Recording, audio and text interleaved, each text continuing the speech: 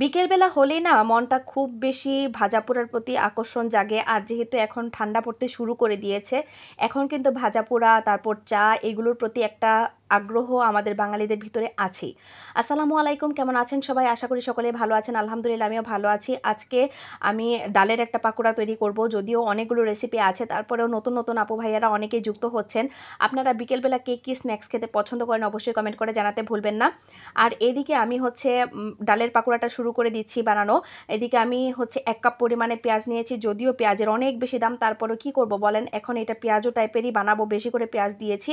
আর ডালের বাটাটা যে এটাও কিন্তু মোটামুটি কমই দেওয়া হয়েছে। আর এদিক দিয়ে বাটা মশলা যেগুলো আছে, পেঁয়াজ বাটা, রসুন বাটা, জিরা বাটা, তারপর হচ্ছে আদা বাটা দিয়েছি, সবই পরিমাণ মতো দিয়েছি। আপনাদের যদি পরিমাণ জানার প্রয়োজন হয় তাহলে আমাকে অবশ্যই কমেন্ট করবেন, আমি ডেসক্রিপশন বক্সে দিয়ে দিব। আর এদিকে দিয়ে দিলাম হলুদ গুঁড়ো, মরিচ গুঁড়ো, আর হচ্ছে ধনিয়া গুঁড়ো, আর হচ্ছে গরম মশলার গুঁড়ো। আর এদিকে আস্ত কয়েকটা কাঁচামরিচের কুচি দিলাম। আর হচ্ছে দিয়ে দিচ্ছি ধনিয়া পাতা কুচি। আপনারা যত বেশি ধনিয়া পাতা কুচি দিবেন তত বেশি ফ্লেভারফুল হবে, খেতে আরও বেশি মজা লাগবে। এখানে কিন্তু আমি কোনো প্রকার মশলা ব্যবহার করিনি, মানে এক্সট্রা যে ময়দাগুলো আছে সেগুলো ব্যবহার করিনি। অনেকে আছে ম্যাগির মশলা দিতে পছন্দ করে, আমি কিন্তু সেগুলো দিইনি। আর লবণটা দিয়েছি টেস্ট অনুযায়ী, সেটা বলতেই ভুলে গিয়েছিলাম, লবণ ছাড়া তো হবেই না টেস্ট। তো এদিক দিয়ে পর্যাপ্ত পরিমাণ তেল দিয়ে দিচ্ছি, কারণ তেলটা যত বেশি দিবেন, ডুবো তেলে ভাজলে পাকোড়াগুলো অনেক বেশি সুন্দর হয়। আমি একটু চ্যাপটা চ্যাপটা করে দিলাম, তাতে করে অনেক বেশি ক্রিস্পি হবে।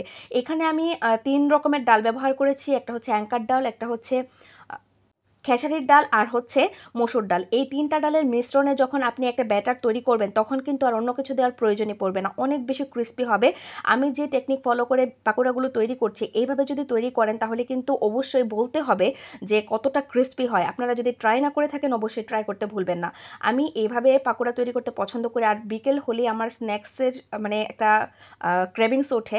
সেটা হচ্ছে যে কোনো রকমের স্ন্যাক্স হতে পারে, কিন্তু যদিও আমি এখন ভিডিও তৈরির কারণে আসলে অনেক বেশি সময় পাই না বলে ভিডিও তৈরি করতে পারি না, বা এগুলো তৈরি করা থেকে এখন বিরত আছি। বাইরে থেকেও কিনে খাচ্ছি না, কারণ যেহেতু আমি মাঝখানে অনেক বেশি অসুস্থ গিয়েছি, প্লাস আমার ছেলে অনেক বেশি অসুস্থ গিয়েছে, কারণ হচ্ছে গ্যাসের প্রবলেম আমাদের অনেক বেশি হয়ে গিয়েছিল, সেই জন্য আমার এগুলো করা হয়নি বা হচ্ছে না।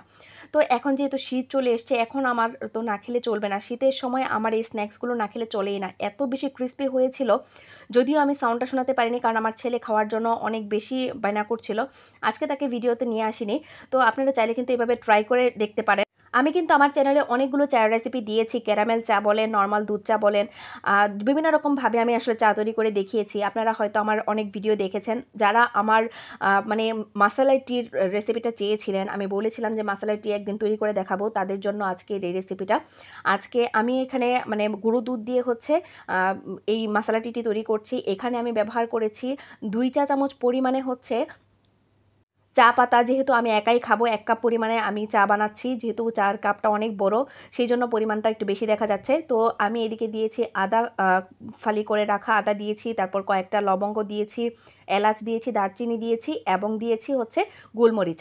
এগুলো দিয়ে হচ্ছে আপনারা চাইলে তেজপাতাও দিতে পারেন, অনেক বেশি ফ্লেভার বের হবে, কারণ যত বেশি মশলা ব্যবহার করবেন তত বেশি ফ্লেভারফুল হবে এই চাটা।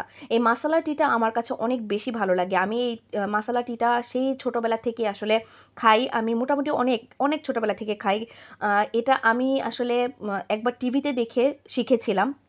তখন আমি অনেক ছোট ছিলাম, হাই স্কুলে মনে হয় সবেমাত্র উঠেছি তখন আর কি। তো যাই হোক, তখন আমি কফি দিয়ে করেছিলাম প্রথমবারের মতো। আমার ভাইয়া খেয়ে আমাকে বলেছিল যে অনেক মজা হয়েছে।